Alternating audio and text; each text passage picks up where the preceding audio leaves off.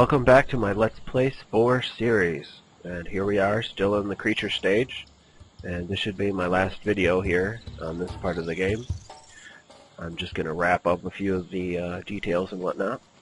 Now, I was playing off camera and I've managed to traverse the whole planet that you can explore, and I made friends with all of the natives that I was able to find. So if I'm not friends with them, it's because they're hostile and I had no chance anyway. And here I have my 3 rogue creature companions.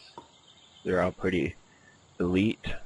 And one of the benefits of having, or let's say leaving this stage of the game and having companions like this is in the next stage you'll get like a an extra like bonus from it. Basically, they'll become your pets or your livestock or whatever you want to call it. And the storyline of the game is basically that you become the first sentient life form, moving from a creature into a tribal way of life. And we'll obviously go through that when I get to that stage, but I just wanted to cover a few things before I actually make that transition. But first, right away, I want to say that my wife has started her own SPORE Let's Play, and the link for that is down in the description. It's a direct link to the beginning of her SPORE series, and I recommend definitely go check that out. She's very new to gaming, so it's pretty entertaining to watch her play SPORE and explore it and basically just have fun with the game. So, made it real easy. The link is down in the description. Please, if you have a chance, go ahead and check it out. So, first off, I wanted to cover basically the way that SPORE goes is you have 2, on each level, each stage, you have 2 very different ways of playing the game. For example, in the first stage, in the cellular stage, you can be a meat eater, which is a carnivore, or a plant eater, an herbivore. And then there's always an in-between, which would be obviously there, an omnivore, eating both meat and plant. And that's the way that all of the stages of the game go up until the very final stage where something else, when we get there, happens. And I'll cover that obviously when I get there. But as I was a carnivore in the first stage, in the cellular stage, that gave me a certain advantage in this creature stage that benefited having that type of playing style. So as a carnivore, I basically gained the ability to do this. And that is a scary thing that scares away, other creatures. Had I played as an herbivore, you get, I think it's called a siren song or a swan song, something along those lines.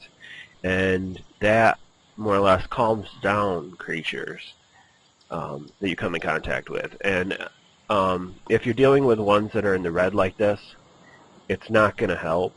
There's not much you can do with them. But if they're like one stage more friendly than that in the orange, you can basically calm them down and then start interacting with them and eventually make them friendly. So that's the advantage of if you're an herbivore in the cellular stage.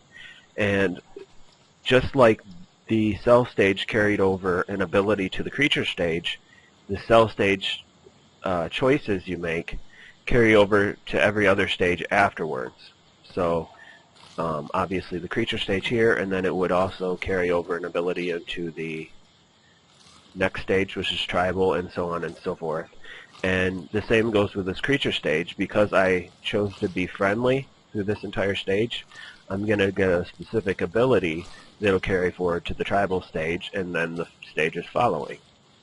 So the choices you make do have an impact, and it's not a tremendously huge impact, but it does basically give you abilities and advantages, and you're able to, like I said, pick from the 2 extremes or the middle of the road option. And where the middle of the road option would have been with this one is the adaptable type play style, where you kill some creatures off and then you make friends with others. And like I said, I just made friends with all the ones that I could, and I avoided the hostile creatures. So that's basically the layout of the whole game, again, up until the very final stage. And as I said, I traversed the whole planet and made friends with as many as I could and dug up the bones, and I have all of the different body parts. And I've basically already decided on how I'm going to have my creature look. Here's a few of the, this is jump. You get these from having certain parts, and you can get better parts depending on, your abilities are stronger based on what parts you choose. Here's sneak, basically like a stealth mode. So my other two companions that have that automatically go into stealth mode with me, and this guy here, he must not have one, so that's why he didn't stealth with us.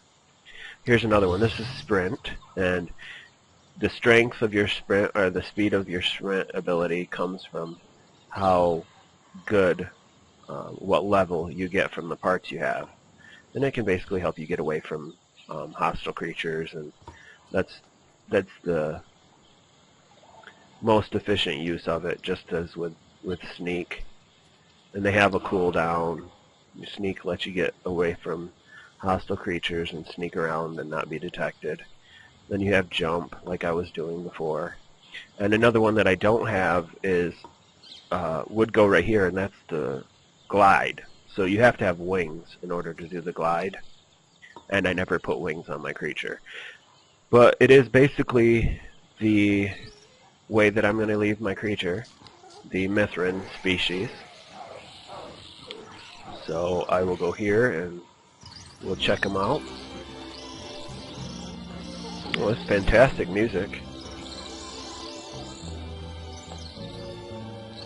Very soothing elevator music. So I got all of the parts that I could find on the planet and filled out the options, and I've basically already gone through, and this is the creature that I've ended up with, minus the coloration, because that's in a different menu. But he's got all the parts that I want him to have. And basically at this stage of the game, when you go from the creature stage to the tribal stage, it's not going to really be important what abilities here they have, like if they have attacks or charms or any of that. It doesn't really play a big role in the next stage. The only thing that I think might matter is this one here, the health. Having level 5 health, I think it might give you more HP when you're in the tribal stage. But like I said, as you can see, I have a full set of body parts, all of the different ones that you can find in the game. Just go through all of them. And I have plenty. I have more DNA, 713, that I could use, but if you look up in this upper right hand corner, this is the complexity meter, and when you fill that out, you can't add more parts even if you have more DNA that you can spend on your creature. So he's about as complex as I could make him. And like I said, I went for a dragon look. He's a bipedal dragon, meaning he stands on 2 legs. And I've kind of got a brief description that I wanted to use. Let's see, he's very intelligent species, tends to be friendly in social interactions, unless that option isn't possible or likely. So just a brief description I wanted to add. Let's see, stay. Yep, there we go. So that's the only thing I hadn't done yet. And for coloration, this is how he looks, all put together.